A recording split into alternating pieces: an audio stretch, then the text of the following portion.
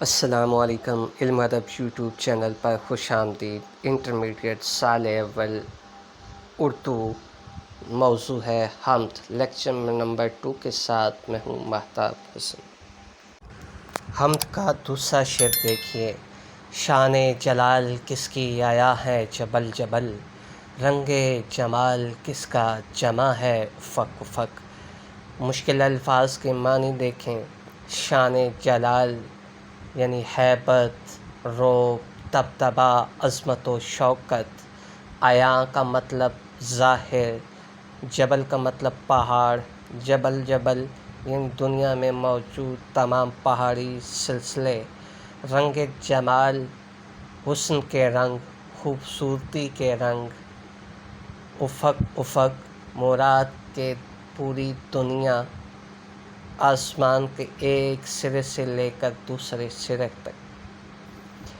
مفہوم دیکھیے، اللہ تعالیٰ کی عظمت اور شان و شوکت پہاڑوں سے عیاں ہے اور اس کا حسن ذرے ذرے سے ظاہر ہے۔ شعر کے اہم نکات دیکھیں۔ صنعت استفہام استعمال ہوئی ہے، کس کی، کس کا، اور اسی طرح صنعت تکرار لفظی کا استعمال ہے۔ مصرع اول میں جبل جبل اور مصرع ثانی میں افق افق، اور صنعت اشتقاق کا استعمال ہوا ہے۔ یہاں پہ دوسرے مصرع میں دیکھیے، جمال اور جمع یعنی دونوں الفاظ کا ماخذ یا اوریجن ایک ہی ہے، لہٰذا جب ایک ہی جو ہے وہ ماخذ ہو الفاظ کا اور ایسے الفاظ شعر میں برتے جائیں تو اسے صنعت اشتقاق کہتے ہیں۔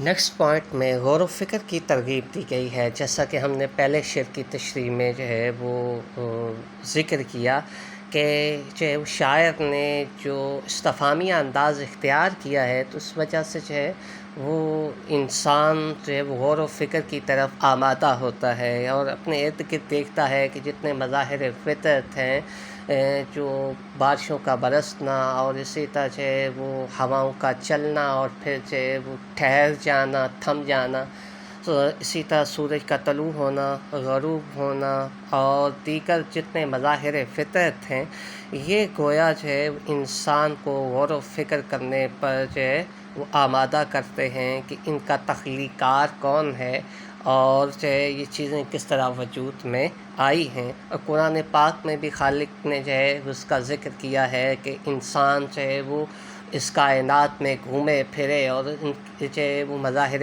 فطرت میں جو ہے وہ غور و فکر کرے۔ اگلا اہم نقطہ جو بیان ہوا ہے، عظمت و جلال کا ذکر ہے۔ شان جلال کس کی عیاں ہے جبل جبل۔ شاعر نے اللہ تعالیٰ کی عظمت، شان و شوکت کو، اس کے رعب، دبدبے اور جلال کو ظاہر کرنے کے لیے جو ہے وہ پہاڑوں کا تذکرہ کیا ہے کہ پہاڑ جو بلند و بالا ہیں، وسیع و عریض سلسلے پر محیط ہیں اور جو ہے اپنی جگہ پر قائم و دائم رہتے ہیں، ان کو دیکھ کے جو ہے انسان جو ہے وہ خوف یا ہیبت محسوس کرتا ہے۔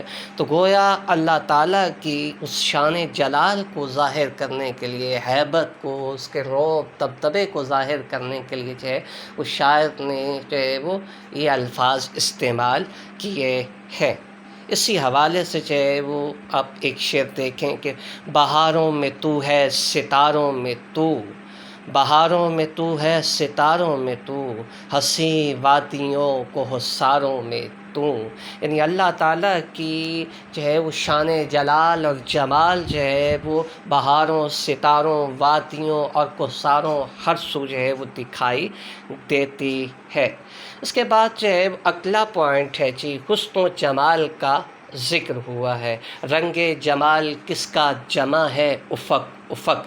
رنگ جمال جو ترکیب استعمال ہوئی یعنی حسن و جمال کا تذکرہ شاعر نے کیا، اور جو ہے وہ کیونکہ اللہ تعالیٰ کی ذات جو ہے وہ حسین ہے، اور اس نے ہر چیز کو حسین پیرائے میں خوبصورت انداز میں جو ہے وہ تخلیق کیا۔ خالق کائنات نے انسان کے بارے میں فرمایا اپنے کلام میں کہ لقد خلقنا الانسان فی احسن تقویم، یعنی ہم نے اب انسان کو بہترین یا خوبصورت انداز میں پیدا کیا ہے۔ اسی طرح حدیث مبارکہ میں آتا ہے، رسول اللہ صلی اللہ علیہ وآلہ وسلم نے فرمایا کہ اللہ تعالیٰ حسین ہے اور حسن کو، خوبصورتی کو پسند کرتا ہے۔